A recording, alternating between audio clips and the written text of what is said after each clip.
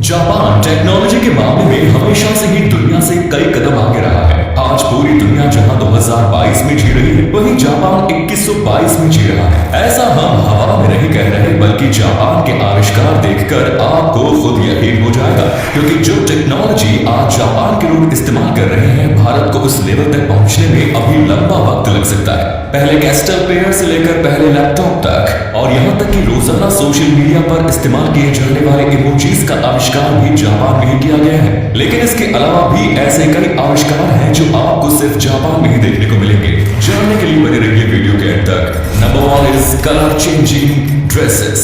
एक समस्या जो लगभग सभी लोगों के साथ देखने को मिलती है, और वो भी खास तौर पर महिलाओं के साथ, वो ये है कि जब भी कहीं बाहर जाना होता है तो उनके पास कपड़े नहीं होते।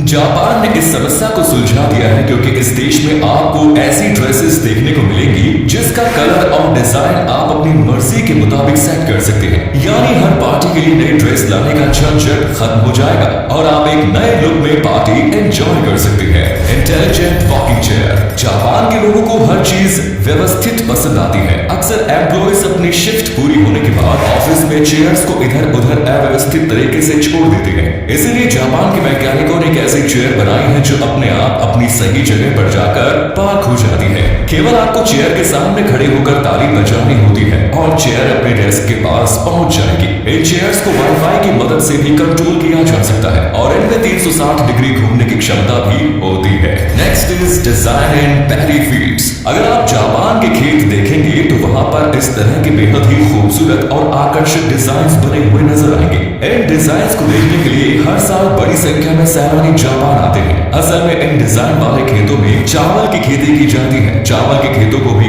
टूरिस्ट डेस्टिनेशन के रूप में डेवलप करने जैसी चीज केवल जापान में ही देखने को मिल सकती है। Next is underground farming. जमीन के नीचे खेती के बारे में आप और हम सोच भी नहीं सकते, क्योंकि बचपन से ही हमें बताया गया है कि खेती के लिए धूप और बारिश बहुत जरूरी है। लेकिन जापान एग्रीकल्चर के मामले में अभी कई कदम आगे है। जापान अंडरग्राउंड टनल्स में खेती कर रहा है। इतना ही नहीं, बिल्डिंग्स के अंदर भी जापान ने फल और सब्जियां उगानी शुरू कर दी है। कई दीवारों पर भी आपको पेड़ पौधे लगे हुए नजर आ जाएंगे, जिसे वर्टिकल फार्मिंग कहते हैं। Next is futuristic museum. आप जब भी किसी म्यूजियम में आज जाते होंगे तो वहां आपको इतिहास से जुड़ी चीजें ही देखने को मिलती होंगी। लेकिन जापान के म्यूजियम में आपको पास्ट की नहीं बल्कि फ्यूचर की चीजें देखने को मिलेंगी। आने वाले समय में दुनिया में क्या क्या आविष्कार हो सकते हैं, टेक्नोलॉजी के क्षेत्र में किस तरह की क्रांति आएगी, ये सब चीजें जापान के म्यूजियम्स में देखने को मिल जाएंगी। इन म्यूजियम्स में इस्तेमाल होने वाली तकनीक भी कमाल की है। हर उम्र के लोग इन म्यूजियम्स को काफी ज्यादा एंजॉय करते हैं।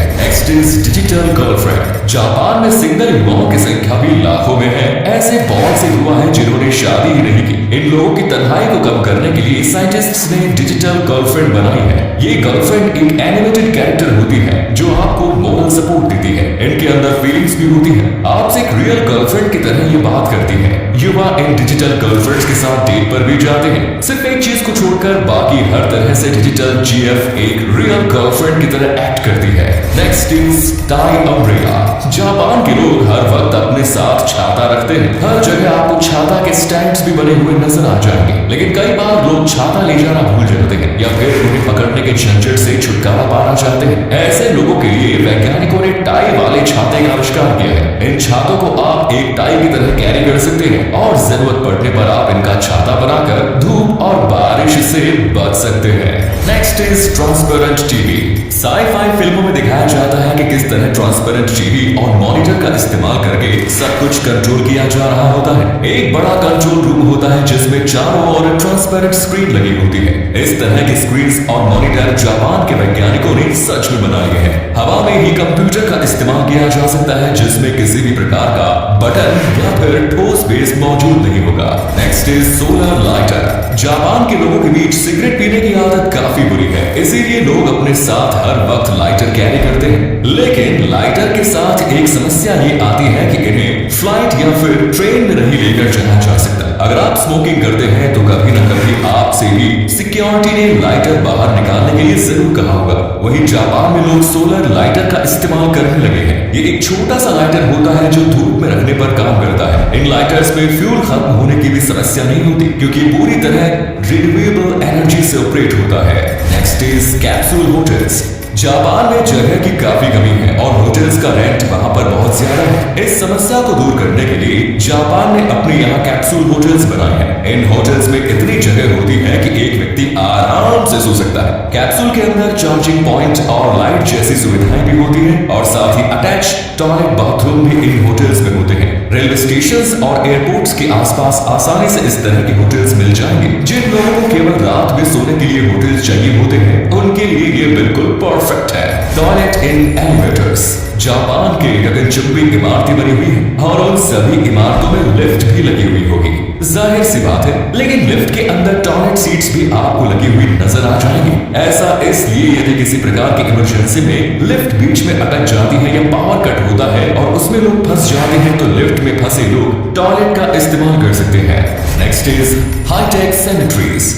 जापान में जगह की कमी के कारण शव के दफनाने के लिए कब्रिस्तान में जगह कम पड़ने लगी है और इसीलिए अब वहां पर हाईटेक ग्रेवयार्ड या सिमेट्रीज बनाई जा रही है। इन सिमेट्रीज में बहुत कम जगह में 2000 बॉडीज को रखा जाता है और उन बॉडीज को यहाँ पर करीब 33 सालों तक प्रिजर्व किए जाने की सुविधा भी मौजूद है। इसके बाद बॉडी डिकम्पोज कर दी जाएगी और नई बॉडीज के लिए जगह बना दी जाएगी। Next is remote control mop. घर की सफाई करते वक्त आपने कभी ना कभी तो सोचा होगा कि काश ऐसा कुछ होता कि आप सोफे पर बैठे रहे और घर की सफाई अपने आप हो जाए। ऐसे में आप जापान से रिमोट कंट्रोल मॉप लेकर आ सकते हैं। एक रिमोट कंट्रोल कार या खिलौने की तरह आप एक जगह बैठकर भी पूरे घर की सफाई कर सकते हैं। छोटे कोने में भी ये मॉप आसानी से चला जाता है और सारी धूल मिट्टी को साफ कर देता है।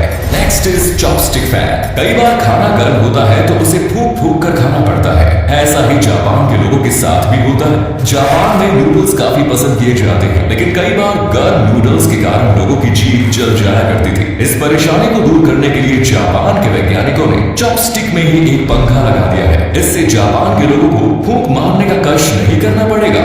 बस चॉपस्टिक की मदद से नूडल्स उठाने हैं और चॉपस्टिक पर लगा फैन उन्हें ठंडा कर देगा, जिसे आप आराम से खा सकते हैं। तो दोस्तों, ये तो वो आविष्कार हुए जो सिर्फ जापान में ही देखने को मिलते हैं। इनके अलावा जापान ने कई ऐसे आविष्कार भी किए हैं जिनका इस्तेमाल भारत सहित पूरी दुनिया में किया जा रहा है। Tactile packing, 3D painting, selfie stick, emojis, bullet train, QR code और कार नेविगेशन जैसे तमाम आविष्कार जापान के ही देन हैं। तो उम्मीद है ये वीडियो पसंद आई होगी। जापान का कौन सा आविष्कार आपको सबसे ज्यादा मजेदार और यूजफुल लगा और आप जापान जाकर कौन सा डिवाइस खरीदना पसंद करेंगे, कमेंट्स में जरूर बताएं। ऐसे ही और वीडियोस के लिए जुड़े रहिए हमारे साथ।